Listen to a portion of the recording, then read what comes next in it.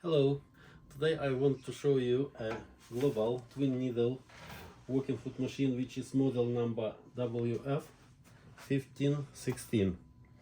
This is twin needle working foot needle feed machine fitted with large capacity bobbin.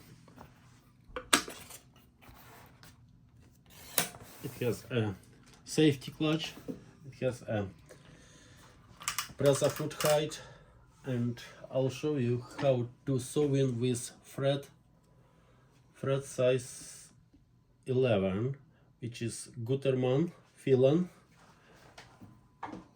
especially for extra heavy duty material and leather.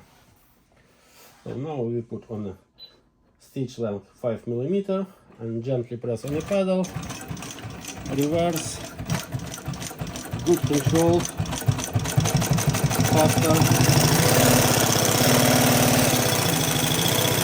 again reverse, go to the end, last stitch we do by hand, take up lever on the highest position, lift up, and you'll see how beautiful stitch machine done. Thank you for watching. If you have any inquiries, please give us a call or go on the website consof.com. Thank you, bye bye.